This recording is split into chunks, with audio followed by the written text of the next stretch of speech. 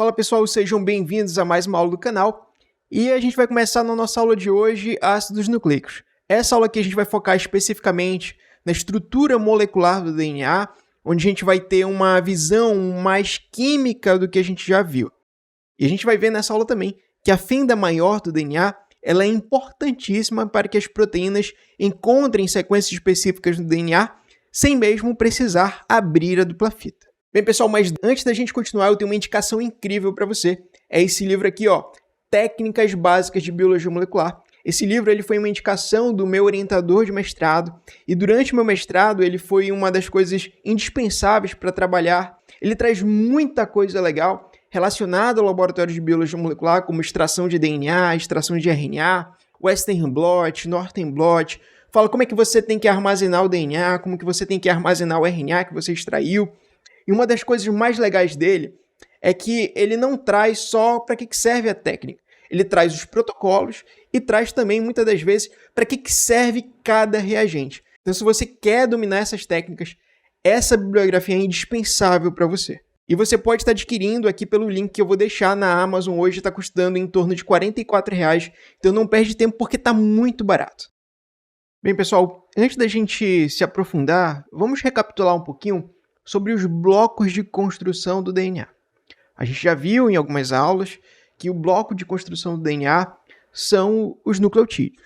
E o nucleotídeo ele é formado por uma molécula de açúcar, por uma base nitrogenada e por um grupo fosfato. A gente já viu em uma aula passada que no açúcar, o carbono no qual a base nitrogenada se liga ao açúcar é o carbono 1'.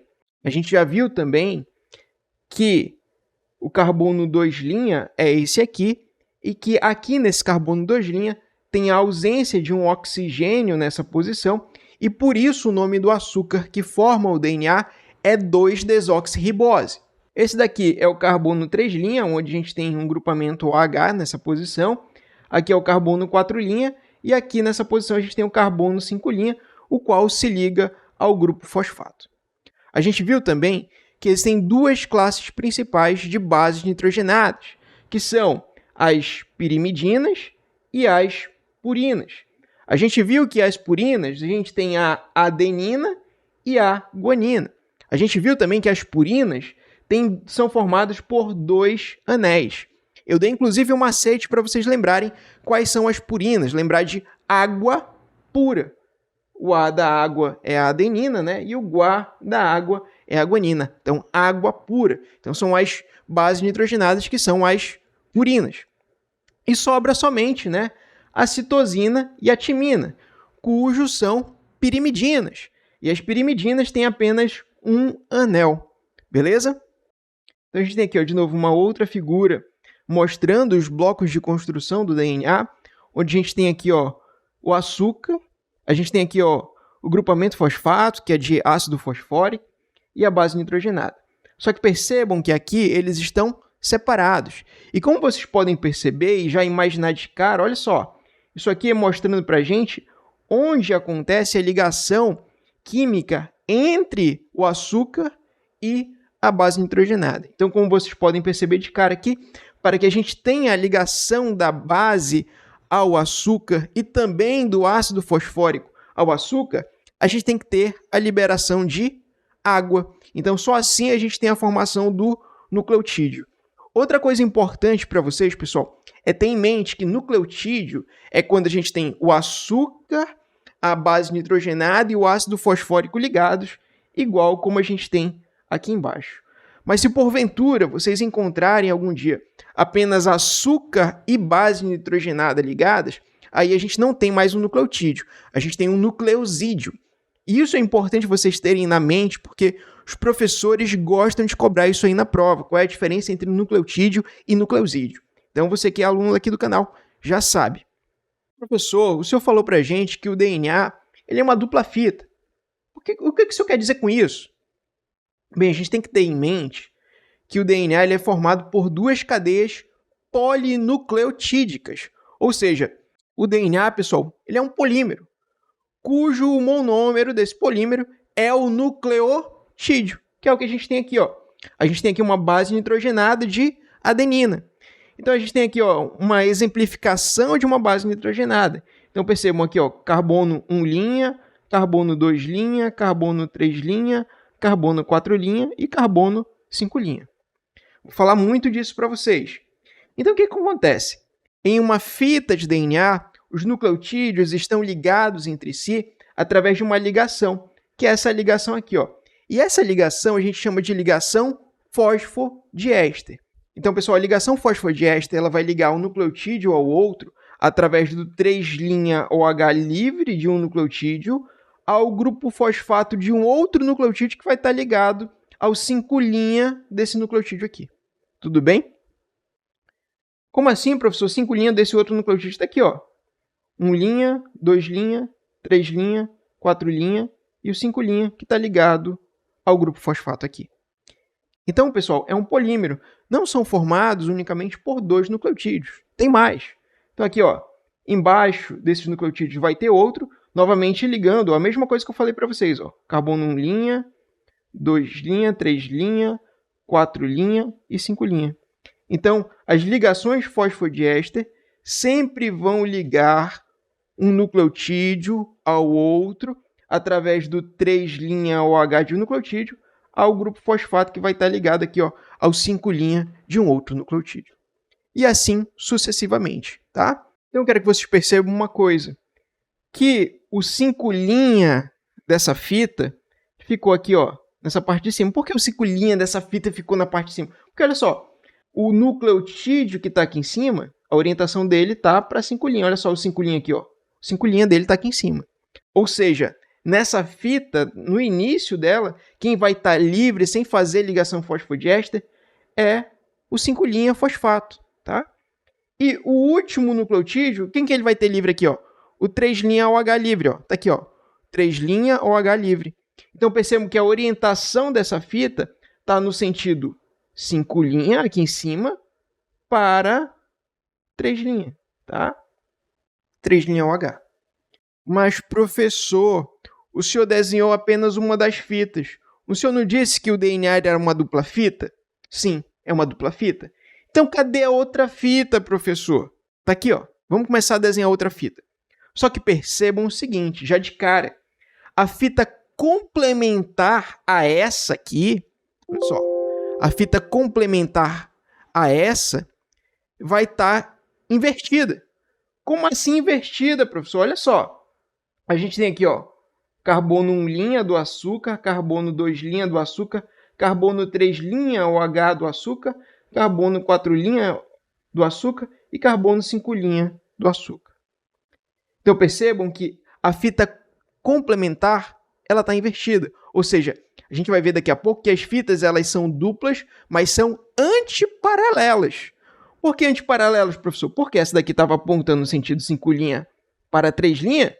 A gente vai ver que a do outro lado vai estar no sentido oposto, tá? O primeiro nucleotídeo da fita complementar.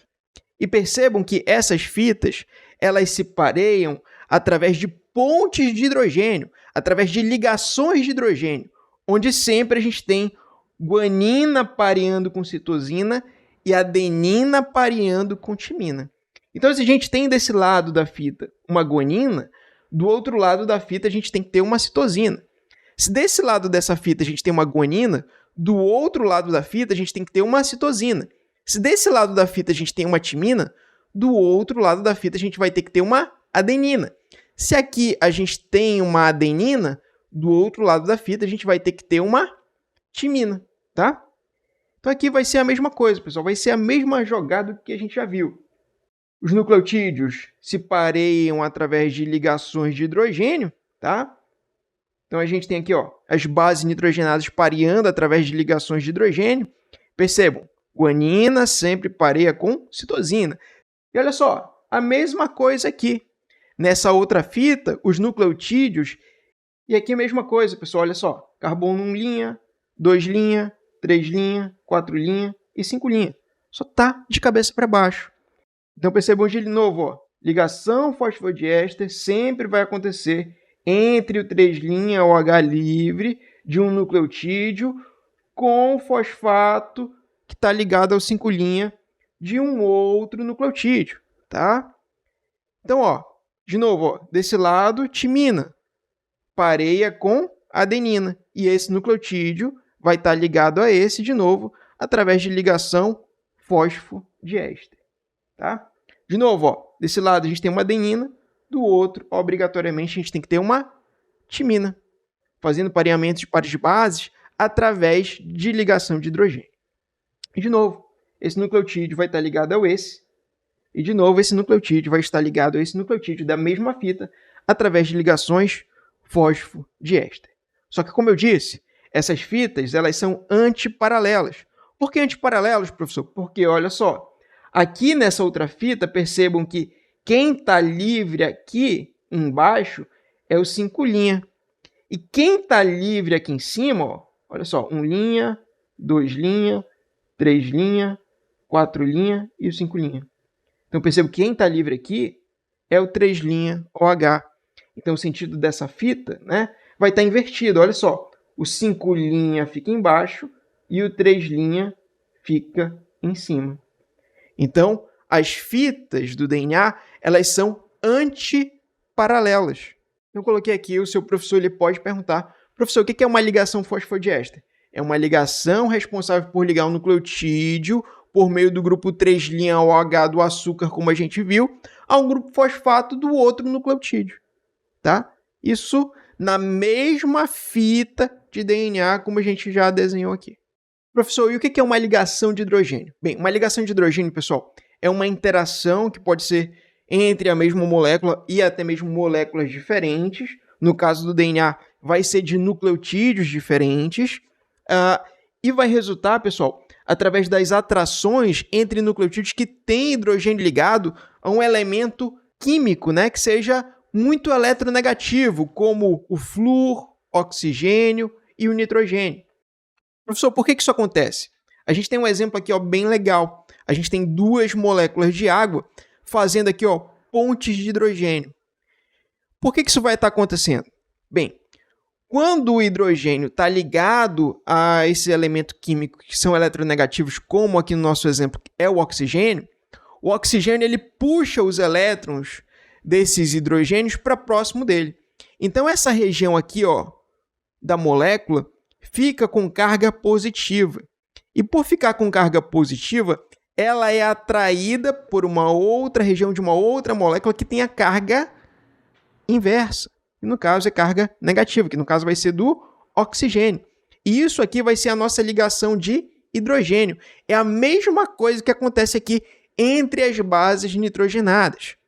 Então já percebam de cara aqui, ó, que a adenina forma duas ligações de hidrogênio com a timina. E a guanina forma 3 ligações de hidrogênio com a citosina. Então, pessoal, a gente tem aqui, ó, de novo, uma exemplificação da dupla fita de DNA. Esses pontilhados aqui indicam para vocês onde a gente tem ligação de hidrogênio ou pontes de hidrogênio entre as bases nitrogenadas.